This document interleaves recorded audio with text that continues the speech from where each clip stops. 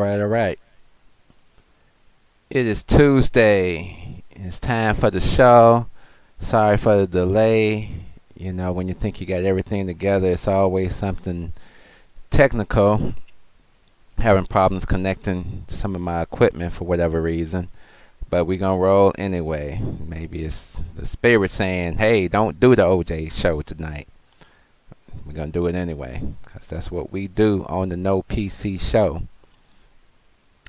As I said, it is Tuesday night, and we will be talking about O.J. Simpson and why he is really in jail. But before we get to that, we're going to hit our advertisements as usual. I am Richard Robinson, owner and operator of RPC Computing, located in Lansing, Illinois. RPC is your PC for all your repairs, upgrades, consultation needs. Give us a call.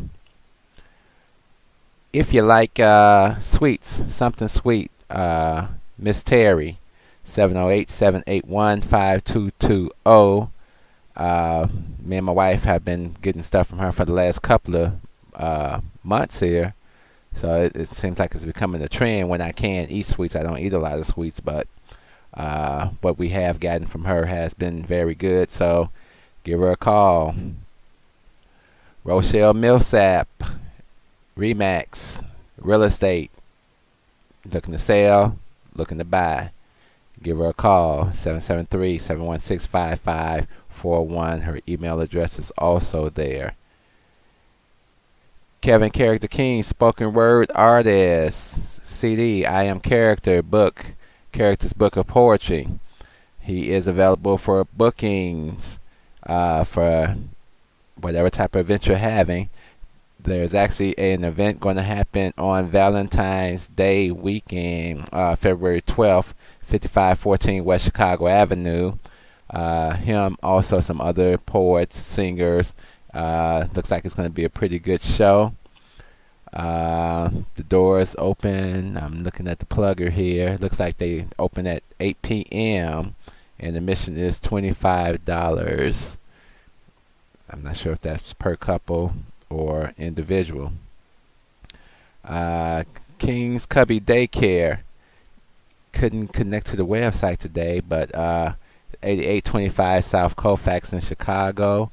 Reach out to them. They're accepting children 6 weeks to 12 years old. 773-364-0491.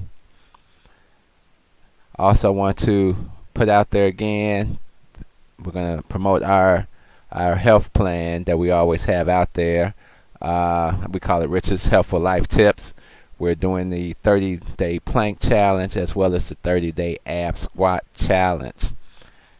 We do a variety of diet modifications. We don't do diets, we do diet modifications.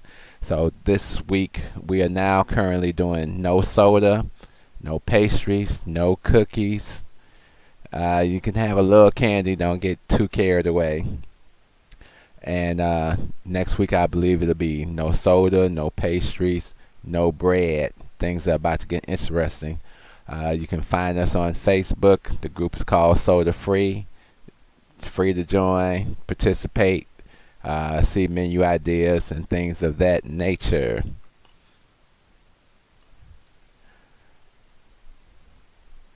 Why is OJ in jail? Before we get into that, I'm gonna share something with you, and then we'll talk a little bit. Then I'll share something else with you.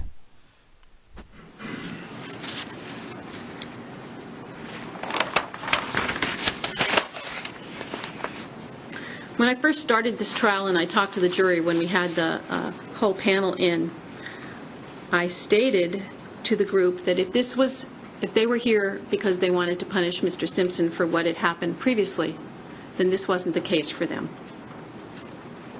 And I meant that. As the judge in this case, I'm not here to sentence Mr. Simpson for what's happened in his life previously in the criminal justice system. As a judge who presides in courtrooms, in this courtroom every day and over trials, hundreds of trials during the 6 years I've been here. I have great respect for the criminal justice system. I'm part of it. And as a judge who has taken jury verdicts for years, I respect the verdicts of my juries. I have to respect what happened in the case 13 years ago with Mr. Simpson. The jury decided. There are many people who disagree with that verdict, but that doesn't matter to me. She is so full of shit. What was the necessity to even bring all that up? Because you got the Goldman sitting in the court, and you got all this sitting in the court. I wanted to share a screen with you all, if you aren't aware of the case that she was referring to.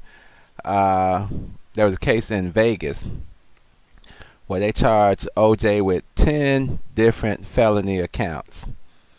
Now here's the weird thing about that. Everybody involved in the case is free except OJ. If you, and I'm not going to give it all to you, you go out and research it yourself. People inside the case, here's how crazy the case is. Even if you go and Google the jury, which was an all-white 12-member jury, I don't know how they put that off, and they didn't believe any of the stuff that the prosecutor was presenting because it all seemed like a setup. The people that were with OJ, even OJ's lawyer, told OJ, you can go get this stuff. One of the people apparently had a gun. They got OJ at the convention center, at the hotel, going into the room, leaving the room with stuff, audio afterward, which one of the guys sold it to TMZ for $150,000. Who's recording all this? What? How do you have all this information and it's not a setup? The full video of the judge, she goes on and on. It's just irritating to watch. She talks about OJ being arrogant or stupid and now realizing that they're both basically in code words. We got you, nigga. I've known people to actually rob banks and get less time than OJ got for this. Even when OJ had his plea, I had no intent to harm anybody. I thought these people were my friends. They were selling the stuff. I just went to get it back. There was no intent there. Basically, she said, I don't give a damn if it wasn't no intent. We gonna play it like it's intent. Because you thought you could get away with stuff here like you do everywhere else. But this is Vegas. Different rule sets. And so I'm going to sentence you accordingly.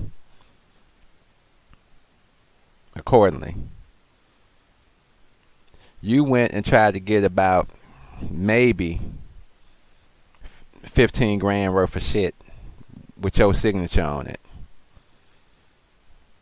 Nobody was hurt. Nobody was taken off the property, moved around anywhere.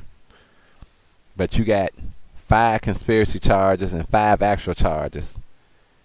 Conspiracy to kidnap, kidnapping, conspiracy to commit a robbery.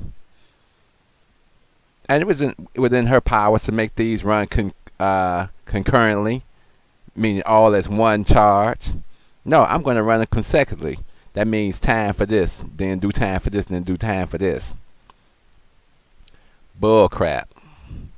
OJ was stupid. That's why he's in jail. He's got a parole coming up in October of 2017 if they don't kill the man. I'm not beyond thinking that. I'm not beyond it. So why is OJ in jail? Let's take a look. We'll show you exactly why OJ is in jail. It is shortly before noon Chicago time, and history is in the making. By the time you all see this, you will already know the O.J. verdict. But we, just like the rest of the country, are waiting to hear it live for the very first time. So you will be seeing this audience's reactions as the verdict is being read. And so we wait. Are you nervous? Yes. Oh, I'm nervous. I know. Who's nervous? Is anybody nervous? Yeah. All right, Mrs. Robertson, would you, do you have the envelope with the sealed verdict forms, please? Yes, Your Honor. All right, would you give those to Deputy Trower? Be still my heart. All right, Mr. Simpson, would you please stand and face the jury? Mrs. Robertson. Superior Court of California, County of Los Angeles, in the matter of the people of the state of California versus Orenthal James Simpson, case number BA097211. We, the jury, in the above entitled action, find the defendant Orenthal James Simpson not guilty of the crime of murder in violation of Penal Code Section 187A, a felony upon Nicole Brown Simpson, a human being, as charged in count 1 of the information.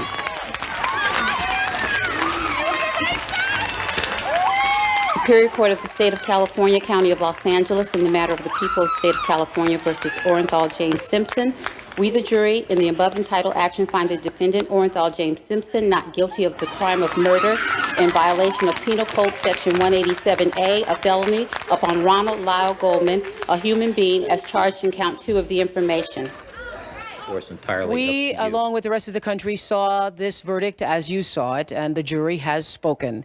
Our audience has been here most of the morning waiting to see the verdict, and lots of people, as you saw, had some pretty strong reactions. Obviously, you're very happy. I'm very happy for his family, for his children. I'm very happy. I'm also very happy. I think justice was served.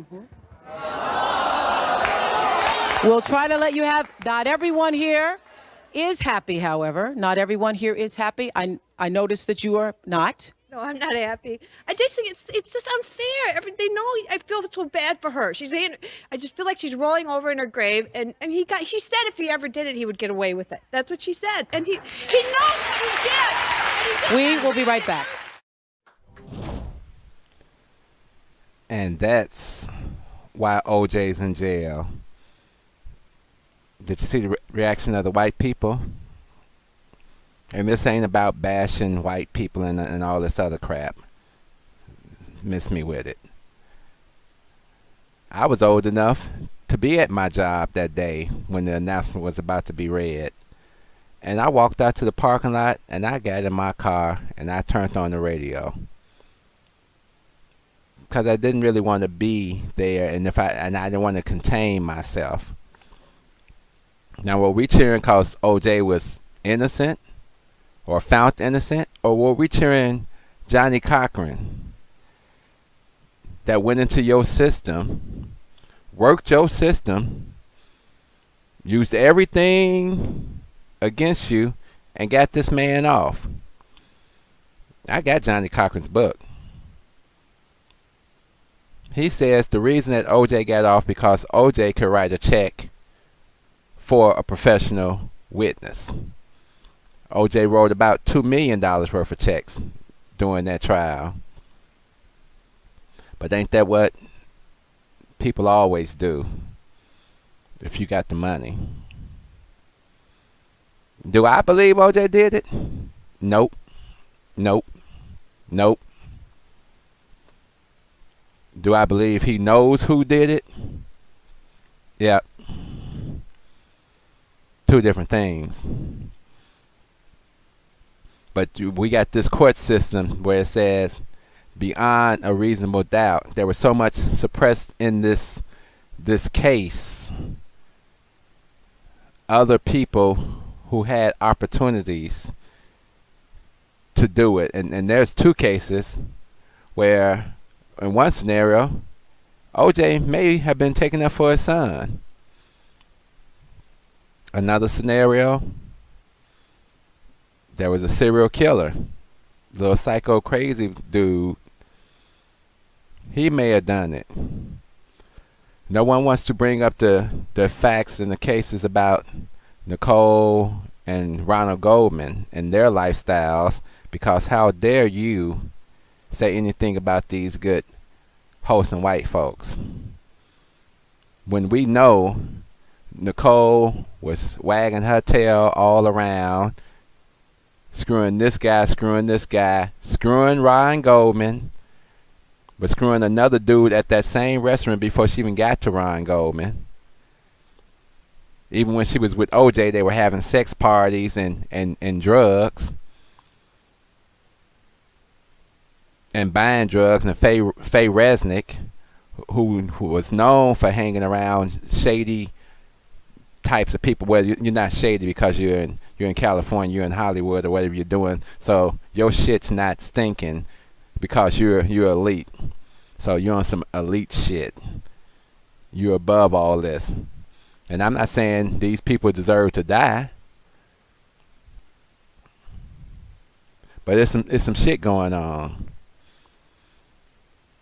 And now with FX bringing out this docu-series, 8 parts, I'm very suspicious that it's the timing of it coming out now is to fan all this bull crap up again, get that public opinion of O.J. Simpson. I even saw some shit on 2020. I don't know where they got that poll from, telling a lie that, now at least 75% of black people believe O.J. is guilty or was guilty.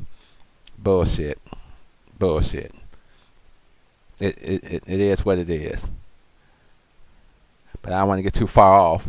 Let's talk about these two other people that could have did. Well, let's look at OJ's son first. I found the clip. I'm just going to share that with you real quick. For Dear, the key question now was whether Jason had a confirmed and convincing alibi. On the night of the murders, 24-year-old Jason was working as a chef at Jackson's restaurant in Beverly Hills.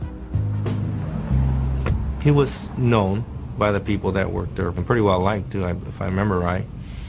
And as like most chefs, he had his own utensils, his knives, and as I remember, they were all accounted for.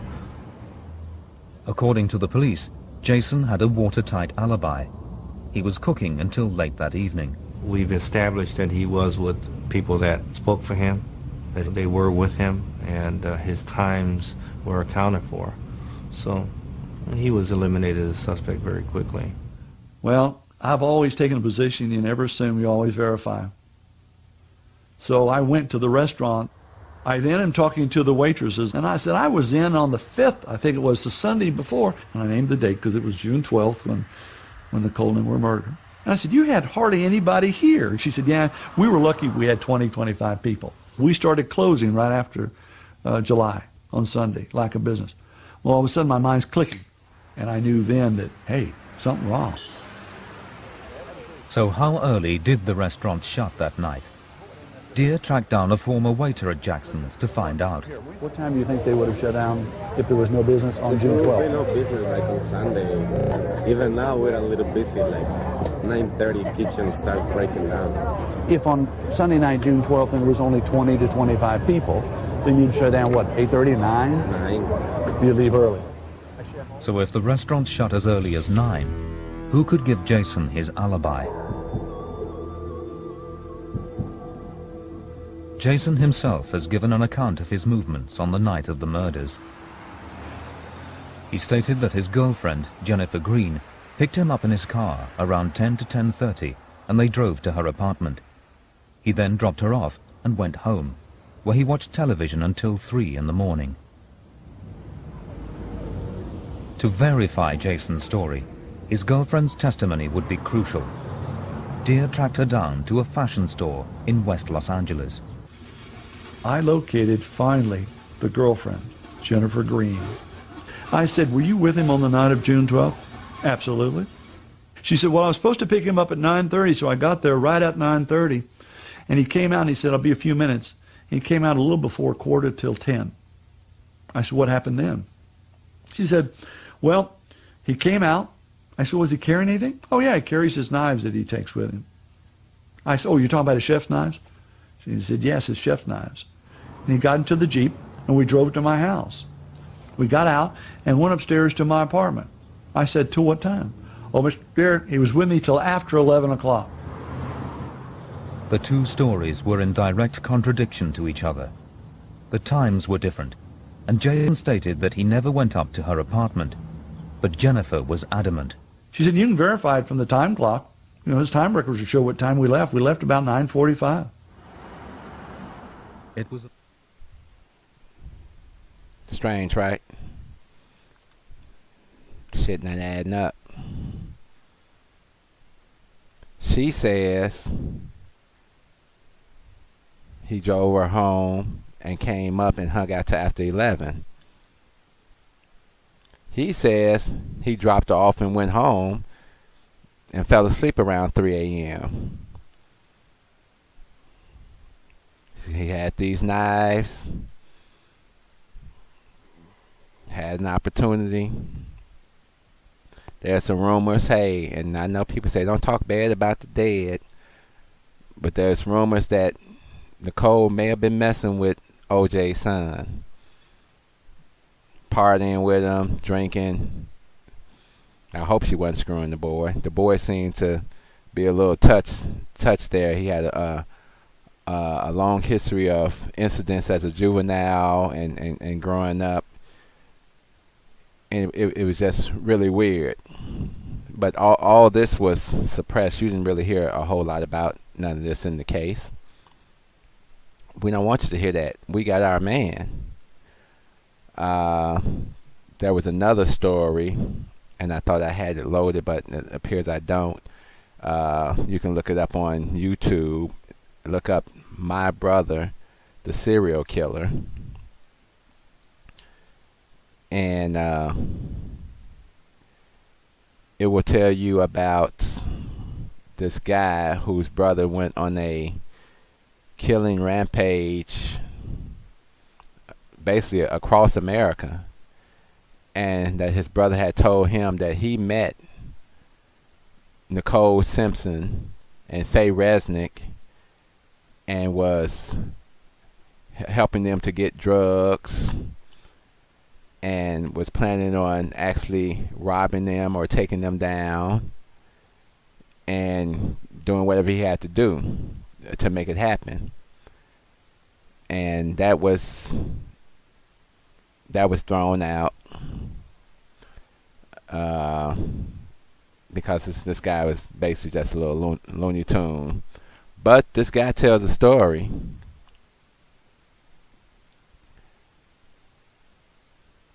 And the story is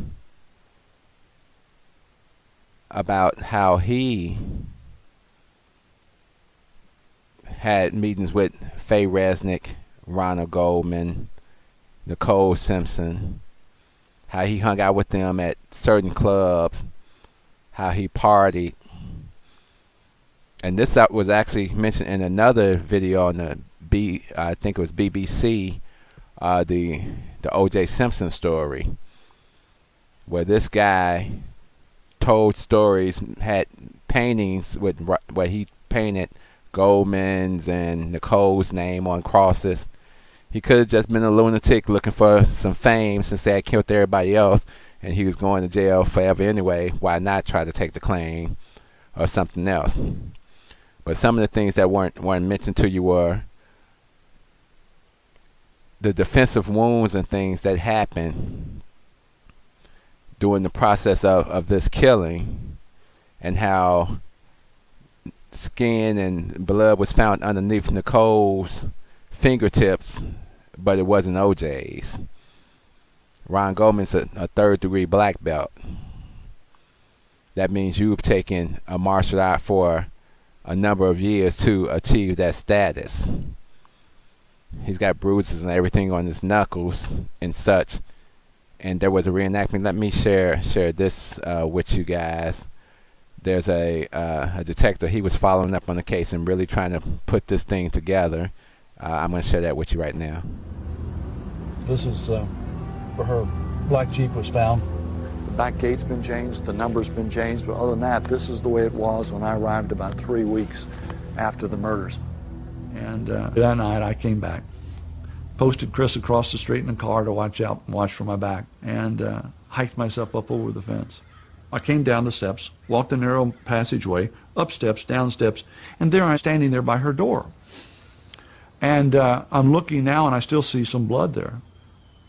And all of a sudden, I'm looking at what I've been told by the press, that he was hiding behind the bushes. And I'm saying, he can't be hiding behind the bushes. There's a brick wall there separating one neighbor to the other.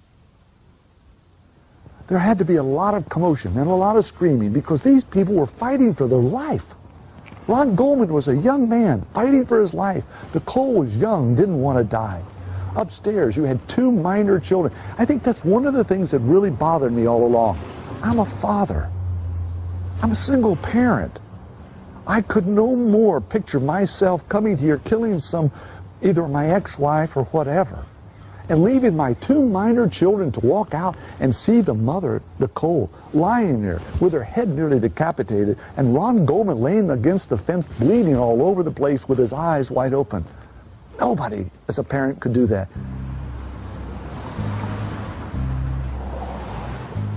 Another thing that was funny, and the people that we talked to, they all said to me, did you know that O.J., it bothers him, the sight of blood? A weapon such as a knife is a weapon of choice. O.J. could have done anything other than used a knife if he was afraid of blood. If you're going to use a knife, you're going to be cutting somebody, you're certainly going to see blood.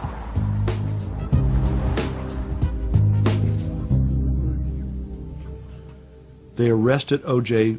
right after he came back from the trip. To me, when they examined him, there should have been some bruises on him that were indicative of a fight. To Bill Deere, it was impossible for the killer to have come out of such a fight with nothing but a cut on his hand. And what's more, Ron Goldman was no average opponent. He was trained in karate. I think that's the one thing that really caught me off guard. How do you fight with Ron Goldman, a karate expert to some degree, who's got 20-some-odd stab wounds, who's fighting for his life? He's got bruised knuckles. There's marks on the bottom of Goldman's tennis shoes. There's a mark across the canvas top of it where he's trying to kick out, trying to defend himself in the karate motions in the defensive posture that he's been taught. Charles, you've had a chance to look at the crime scene pictures as much as we could really give you. Medic and trained karate expert Charles England has studied the Goldman fight. Bill wants Charles to show him how he thinks the fight occurred. Come on in, Jason. I'm going to demonstrate what's happening in the fight scene. Ron Goldman comes by here. He's surprised by a strike. He's blocking. He's coming in. The assailant's right here. He's defending himself. He's striking. The assailant's coming down, trying to overbear on him. He's coming in. I'm stabbing. He leans back to the side kick. Boom. He gets struck. He comes back in. 1, 2. He's struck in. And 3. Would there be any wounds or any marks on your body based on what Goldman has just done to defend himself and protect his life? If there were bruised marks on the knuckles, what would that be indicative of to you as a professional? He struck him. He struck him multiple times. Stick your hands up to strike him. I would say there would be strike wounds in here and in the facial area. Reading the autopsy report, he had bruises around these 2 knuckles and somewhat the third, meaning he sunk his fist into the man. Could I have done this fight without any bruises whatsoever on my body? What would be the least I could walk away from? The least you could walk away from would maybe be a black eye, some bruised ribs, maybe even broken ribs. But when... There was a fight. Looks like it was a real rough fight. I remember I had an uncle get killed years ago, and he was in a fight with 2 guys, and he was stabbed to death, but he was able to kill those guys also with stabbing. It's kind of weird that if O.J. did these crimes and you saw the markings on Goldman's hands, like there was a fight, like someone did get struck, O.J. had no marks on his body. Secondly, you saw what it would take to to go down and up those stairs. OJ was suffering from arthritis. And here's the third big thing, and this always amazed me in the case. You saw the amount of blood in the pictures.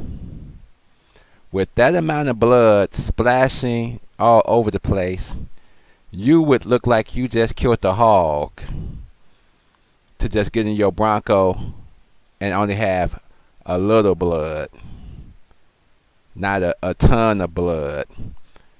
Your seats and every part of that car would be bloody. But you got a speck here, you got a speck there, you got a speck there. What was that Furman dude? Is it regular police policy? Maybe it is where they live. Let me ride over to your house and let you know that your people got killed.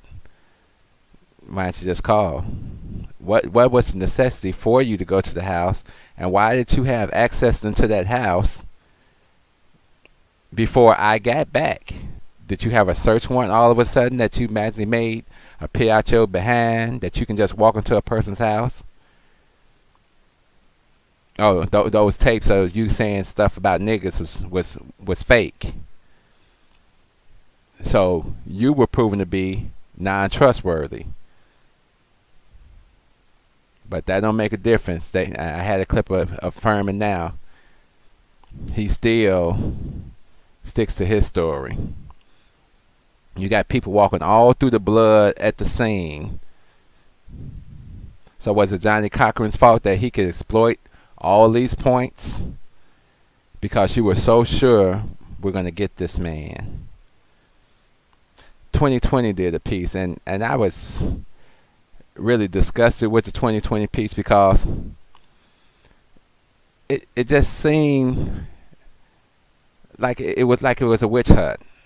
It's a lot with Fred Goldman, and I understand you lost your son, you pissed off, you want somebody to pay for it. You feel it's OJ. Okay, like they say, a lot of people felt it was OJ. Okay. But in some of these documentaries that they put out there, you can see that they hunted this man in this 2020 piece. He felt good about, we didn't get him in this court, but then we took all this money and we had him destitute where he was to the point of he's out here trying to make a living selling his autograph. And I don't know anything and I can't prove it. Something's just telling me the Goldman set him up. Why? First of all, why did the Goldmans even get a call saying that OJ has been arrested? And why is the family saying, and then we laughed? Maybe because you had something to do with it? Can't prove it. They just said commas or so-and-so. There was even Goldman's sister said she saw OJ walking one day and she thought about running him over and killing him. I'm gonna share a little piece of this 2020 thing. It kind of disgusts me, the whole tone of it. But everybody can make their own decisions. This is not the Agree With Me show. This is the No PC show. It's 7 p.m. on Friday night. At this moment, a car chase is going on. We now go to a special report. I'm Peter Jennings at ABC News headquarters. Let's immediately go to a picture in Los Angeles. We're interrupting 2020. And every single television network we are looking at pictures of Al Cowling's cars is fixated on a single image. Down there on the ground is a white Ford Bronco. Dozens of police cars are in pursuit. In the number 3 lane at approximately 30 miles an hour. An armada of news choppers broadcasting live to 95 million people. There are about 15 California Highway Patrol cars. In the backseat is O.J. Simpson, beloved sports hero and movie star, with a loaded gun pointed at his own head.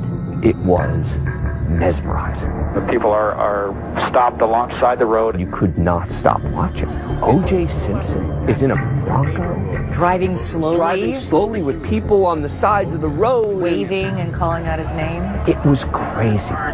His friend, A.C. Cowlings, is behind the wheel. This is A.C. I have O.J. in the car. He's still alive, but he got a gun to his head. After a 2-hour chase, the Bronco pulls into Simpson's Brentwood mansion. Here he is now. Here's the car pulling into the driveway. Simpson is arrested and charged with murder. It was 5 days earlier when his ex-wife, Nicole Simpson, and her friend Ron Goldman were discovered murdered. Nicole's throat slashed. She was nearly decapitated outside her condominium. It was news that spawned a media frenzy. The body of 34-year-old Nicole Brown Simpson, ex-wife of O.J. Simpson, was found after midnight. Tanya Brown is Nicole's youngest sister. All I remember is turning on the news that morning, and there was a white sheet over Nicole, and all I remember is my mom saying, "That's my kid." I remember just kind of falling to the floor. I don't know if I screamed out loud. I felt like I was screaming. It just, everything started to spiral. Kim Goldman's brother Ron had been stabbed more than 20 times. His father, Fred Goldman. It was devastating. He was always a good kid. He was fun. He had a good sense of humor, always laughing. He had a good heart. He had a attack. He could have run but away. he didn't. It wouldn't have been who Ron was. He wouldn't have run away. He would have wanted to help. The Goldmans are convinced the case against O.J. Simpson is a slam dunk. In addition to the history of domestic abuse, there is an avalanche of forensic evidence connecting Simpson to the crime scene. A suspicious cut on his left hand, his blood, his hair, clothing fibers, and DNA are all at the murder scene, along with a size 12 shoe print, O.J. size. And in his Bronco, blood consistent with Ron and Nicole's blood. And in his bedroom, a pair of socks with Nicole's blood. And the results of the analysis of that blood confirms Orenthal James Simpson took her very life. Every piece of evidence pointed to O.J. There was no identifiable other suspects except for O.J.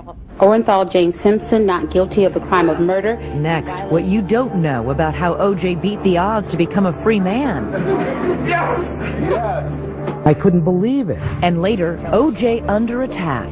You see those bruises on her face? No. You don't see anything? No. I mean, I see this eye thing. You don't think this picture reflects any bruising or injuries or marks on Nicole's face? Stay with us. It is Las Vegas, 2007, and a run-of-the-mill robbery takes place at this casino. One of the suspects arrested, Orenthal James Simpson. O.J. Simpson is under arrest in Las Vegas in connection with an alleged armed robbery. I can only imagine what you and your dad must have thought when O.J. Simpson was arrested for robbery. Oh my God, we giggled and we laughed so hard. You did? Who would have thunk? You can't write a better story. Yeah, we were just robbed at gunpoint by O.J. Simpson. Can you send the police here, please? This is surveillance video of Simpson and a group of his friends. They broke into a hotel room to steal memorabilia that Simpson claimed belonged to him and that Simpson hoped to sell for cash. Cash that Simpson could keep hidden from the Goldmans. I can just steal my sell it. Don't let nobody out here. Kim and her father travel to Las Vegas. At long last, they can see their enemy in shackles. I thought I was confronting friends and retrieving my property. I didn't mean to steal anything from anybody, and I didn't know I was doing anything illegal. To see him stand before the judge and plead and to look kind of just disheveled. How had he changed? He looked broken. So I'm sorry. I'm sorry for all of it. 13 years to the day after his famous acquittal of murder, a 61-year-old Simpson was found guilty of robbery and kidnapping. Guilty. Count 2. Conspiracy to commit kidnapping. Guilty. He is sentenced to up to 33 years in prison. Count 4. Judge says Simpson's motive was clear. You didn't want all of those items to fall into the hands of the Goldmans. The Goldmans say they were never after money. They simply wanted punishment. Our effort of constantly going after him maybe pushed him even only this much into committing armed robbery. This much landing him in prison. Ain't that wonderful? His name is Simpson. Ain't that wonderful?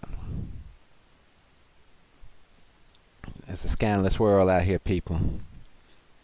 My daddy always told me, son, stay out of court. Because they gonna get you.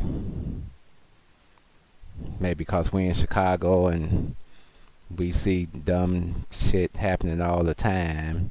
and people getting away with stuff. I've seen people walk out of court on real kidnapping charges, real robbery charges.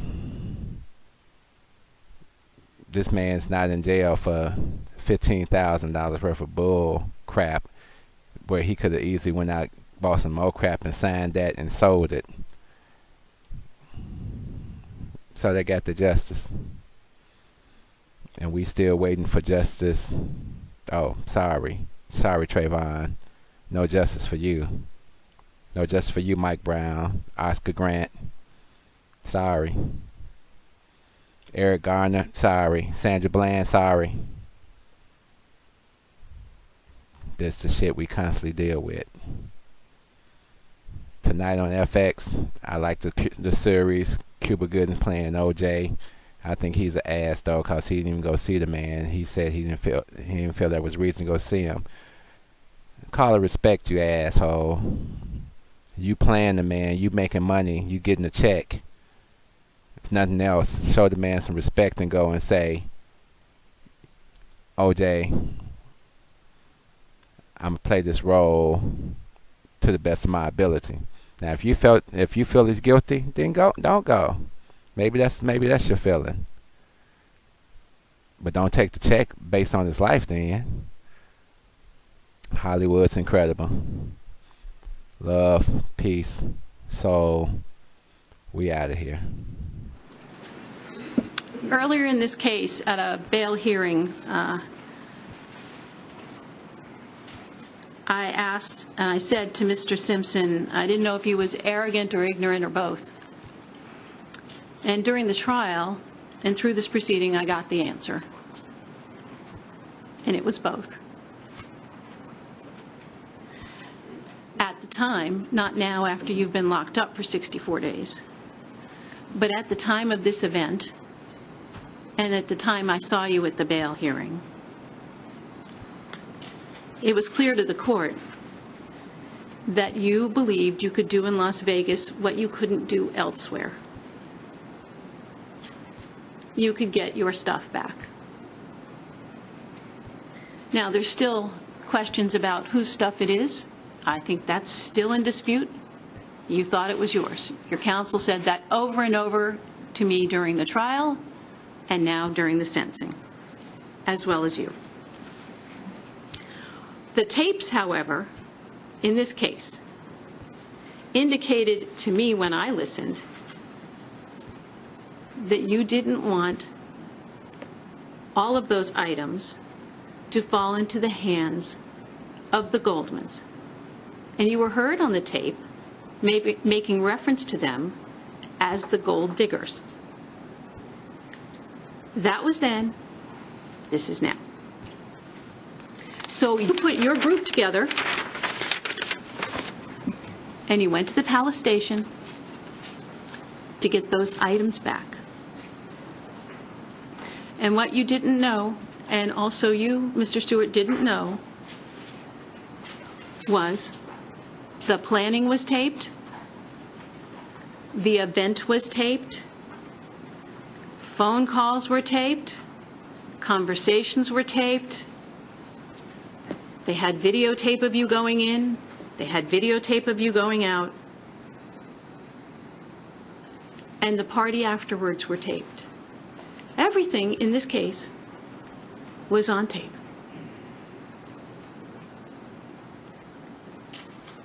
And it's your own words, Mr. Simpson. Your own words that could be heard throughout those events that have brought you here to this seat in my courtroom. Because we heard it all. And what came out on the tapes said to me, and obviously to the jury, that the evidence in this case was overwhelming. It was overwhelming. How often, as a judge, do I sit and listen to a trial and hear everything laid out for me to be able to hear? It's very rare. Now, the event in question in the room at the Palace Station, where I went to that room, it was a little bitty room, and there were a lot of you big guys in that little bitty room. And when I heard the tape, that was not a, oh, just give me my stuff back, I want my stuff. That was nobody leave the room. That was actually a very violent event. And I don't care what Beardsley says now or what Fromonk says now. I know what Beardsley says immediately afterwards when he called the police. We heard that too. That was a violent event. Guns were brought. At least one gun was drawn. The potential for harm to occur in that room was tremendous. And I don't know how fortunate you consider yourself to be at this moment, but really, truly, if the gun had gone off and bullets started flying, not only could one in the room have been hurt, but some poor tourist walking down the hallway or worker at that hotel could have been hurt. That is why we have rules in the state of Nevada that say you can't take back your own property by force, anybody else's property by force. You can't do it. There's no self-help. You cannot do it. But you did. Now, I hear Mr. Galanter, he says, oh, Mr. Simpson was just stupid. He didn't really mean to do anything wrong.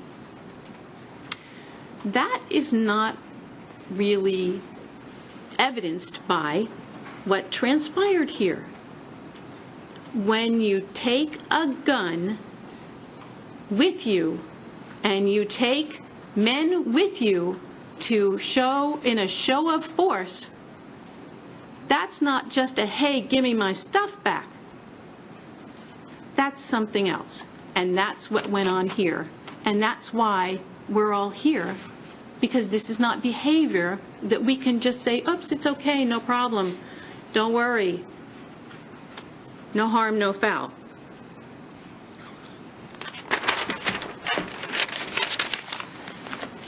Then, after the event, all of a sudden the realization hits and there are phone calls made. There was no gun. There was no gun. There was no gun. Mr. Simpson made those phone calls. There was no gun. Well, why in the heck would he be calling anybody to say there was no gun? Except for the fact that he realized there was a gun and ups, I might be in some trouble. And then, at the party, the laughter, the joking, did you see the look on his face? Ha ha ha, isn't this funny?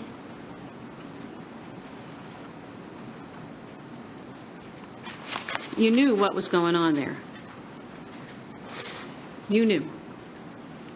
And Mr. Stewart, you got caught up in something. I'm not sure how much you knew, but clearly Mr. Simpson knew.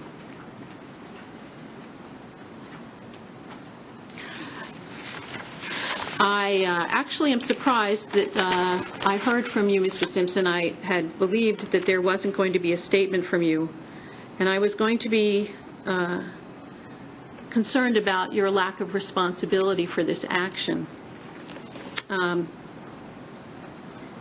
And it's kind of a fine line in what you said to me. I hear what you said and what Mr. Galanter said, which is, I didn't intend to do anything wrong, so I must not have done something wrong, so there was no criminal intent.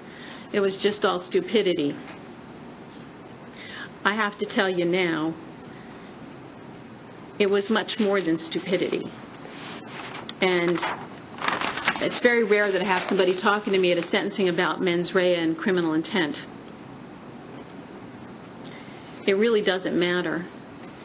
You went to the room, you took guns, meaning you and the group.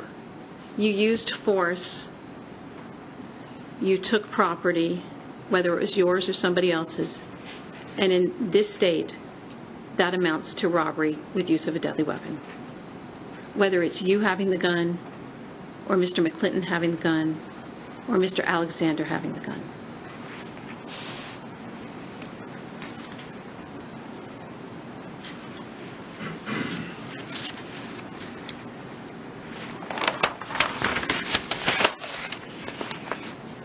When I first started this trial and I talked to the jury when we had the whole panel in, I stated to the group that if they were here because they wanted to punish Mr. Simpson for what had happened previously, then this wasn't the case for them. And I meant that. As the judge in this case, I'm not here to sentence Mr. Simpson for what's happened in his life previously in the criminal justice system. As a judge who presides in courtrooms, in this courtroom every day, and over trials, hundreds of trials during the 6 years I've been here, I have great respect for the criminal justice system. I'm part of it.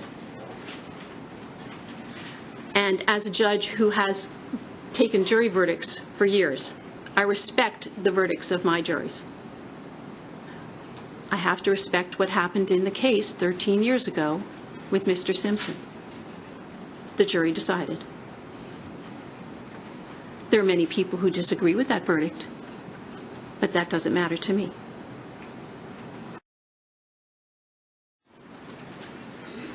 Earlier in this case, at a bail hearing,